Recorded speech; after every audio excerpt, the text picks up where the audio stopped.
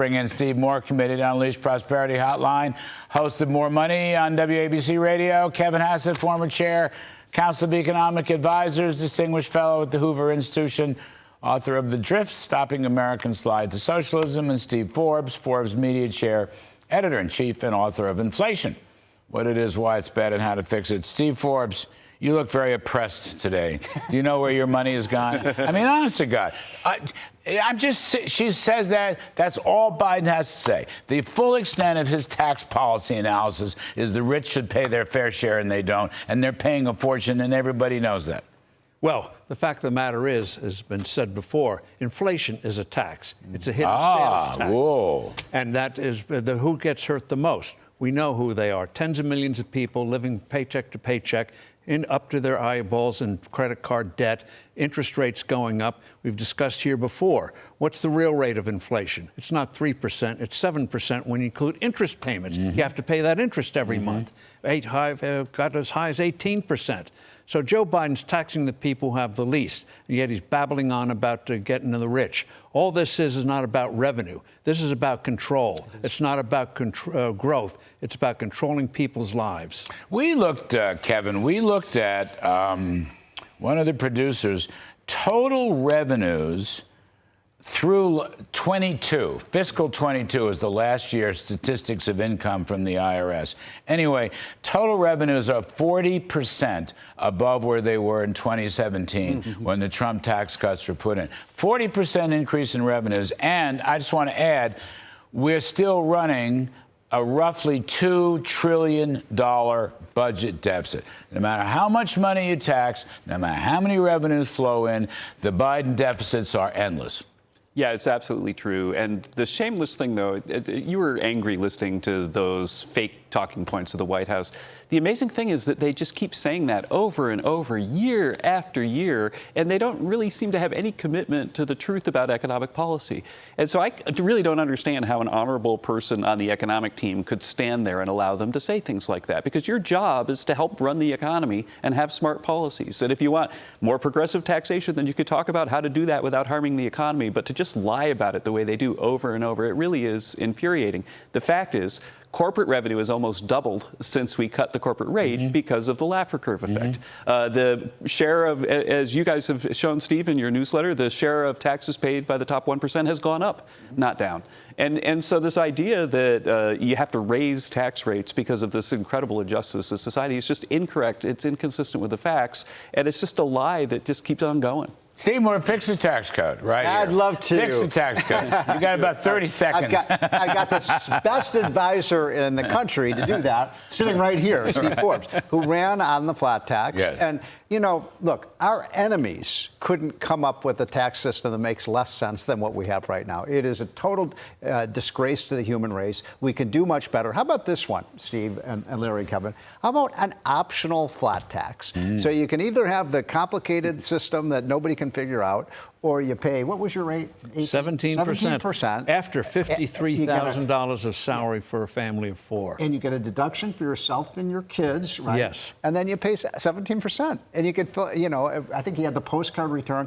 I bet the vast majority of Americans would go for that. It would be like rocket fuel for the economy. Imagine we had a 17% tax rate. Not Biden wants to take it up to 50%. We'd suck capital from the rest of the world, so we can do so much better. And I love, that's why I want Steve Forbes to be the Treasury Secretary. He can be the Treasury Secretary. Yeah. Kevin Hassett, what about extending the Trump tax cuts? That wouldn't be a bad place to start, because they were, contrary to Karine Jean-Pierre and Joe Biden, they were successful. Sure. They're bipartisan economists, academics, who have looked at the corporate tax cuts and said, wait a second, they were successful. Moreover, everybody got a tax cut. And correct me if I'm wrong, Kevin, the tax code became more progressive, not less progressive. Yeah, that's right. And real wages went up as well. And so you're actually helping out the little guy. But the fact is, and this is where the election comes up, that the tax cuts, almost all of them, are set to expire. And some of them, like the expensing, are phasing out right now. And so, you know, Steve Scalise could say, oh, well, we Republicans are the only thing between you and a tax hike that Joe Biden's planning. And actually, they can't stop it. You know, they can't stop it because it's going to happen unless there's active legislation. The personal, the Trump tax cut, the personal side. Yes. But all the personal income tax stuff expires, and it's going to expire unless there's positive action. And so you have to control Congress and control the White House. Recommend me. Recommend me. This is a little bit unfair. Recommend me an option. Trump comes in. Let's just say, for argument's sake, Trump wins. What does he do? Well, he makes the tax cuts permanent. I would increase or reduce the corporate rate even more. And I would think about cutting spending a lot and using it to finance something like a payroll tax cut. Because I think the payroll tax is a tax on work, and we need more workers out there in order to increase supply and reduce inflation. And so that's what I would do. I mean, Steve Forbes, the merits of a flat tax notwithstanding, and we favor the principle, the reality is there's going to have to be a lot of spending restraints and economic growth to fill in the gaps, to extend the Trump tax cuts and or do something like a payroll tax cut, which would by and large be a middle-class tax cut. Yeah, otherwise we're going to get a wealth tax. That's their real agenda. But in terms of a tax cut, yeah, start with Trump, but double it and cut rates. And realize this is the down payment for a real overhaul of the tax code. That's what he should say. This is a byway to a real overhaul of the tax code, removing this burden on you. Why are we spending 6 billion hours a year, $300 billion on this corrupt code that no one understands? Imagine if that went for medical research. Imagine if that went for new products and new services, how much better off we'd be. The opportunity cost is huge. Can I grow the economy at 3.5% a year? 6.5. I mean, No, we can't. I mean, Look, that's the average that we had. For if you make it pay more Yes. to work after tax, if you make it pay more to invest after tax, why won't you get an incentive effect that would get us out of this 2% growth and into something much greater? I love the way you're thinking, because what's the CBO a long time? They're like at 1.7% rate or something. We should be. I am twice that. Yeah, I know. You're going to get the revenue. I mean, look when Reagan came in and they did the tax cuts in like 18 months, you grew the economy 18% or something like that. So the effect. By the way, one quick question: do you know what country in Europe has the fastest economic growth? Yes. Who? Ireland. Ireland. You know what their corporate tax rate is? Yes, 12.5%. Why don't we get ours Do you down know to who 12.5%? defended? This isn't Do you complicated. know who defended the prime minister in the Oval Office? I did. I did. After worked. people were ganging up on the poor guy. No, that's right. If you tax something less, you get more of it. That's why I raised the point. I mean, I think if President Trump wins, if he's reelected, he will look to extend the tax cuts, but he will also look for something that might be more directed at the middle class. That's why I asked you, Kevin.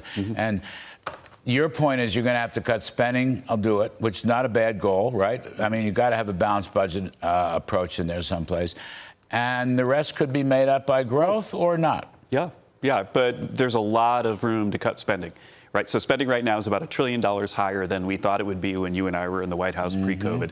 And that's $1 trillion a year that basically is the biggest fiscal policy opportunity in history.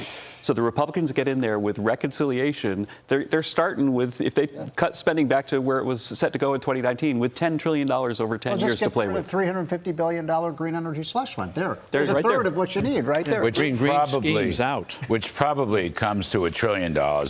The misnamed Inflation Reduction Act was probably coming to $1 trillion, according to Penn Ward. Steve Forbes, I want to come to the actual economy today. Long-term interest rates up to 4.63, the 10-year Treasury. Retail sales out today probably stronger than Wall Street expected. The price of gold is soaring. I think it moved through $2,400 today. What's your read on the economy? The economy is growing. However, the gold price, commodity prices are telling us the dollar is wobbly, even though in other currencies are even worse. The Fed's got problems ahead, and you don't cure it by raising interest rates and depressing the economy. Stabilize the dollar, make the dollar as good as gold, as Greenspan sort of did in the 1990s, and you'll see the dollar stabilize and the economy grow, and the Fed can take a long-term vacation. Leave the economy alone. Joe Biden's numbers narrowed in the New York Times Siena poll. Now, I know there's going to be 1 million polls between now and Election Day, but the GDP tracker from the Atlanta Fed has now moved up to 2.8% for the first quarter, which ended March 31st. They're still tallying it. This would mark the third straight quarter of, I'll call it 3% plus growth. The economy surprise you? Well, yeah, it's better than I thought it would be, but I just want to remind you, do you know what the fastest growing sector of the economy is? I do. Government. Right. So we're counting I a lot of passed the government. Ireland test, And so that- I have to know about government Right. spending. Yeah, I mean, we shouldn't even, Kevin, we shouldn't even count government spending as part of GDP. So is it true? Okay, so government spending And debt.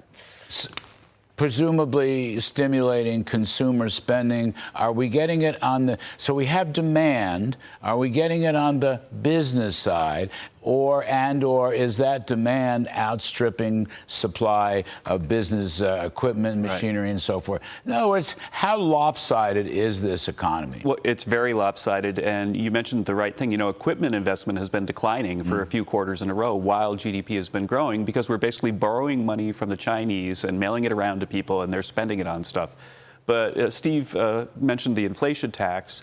One of the reasons why retail sales was so strong is that there were really blockbuster sales at gas stations. The reason there were blockbuster sales at gas stations, the AAA average price of the U.S. went from $3.30 last month to $3.60 this month.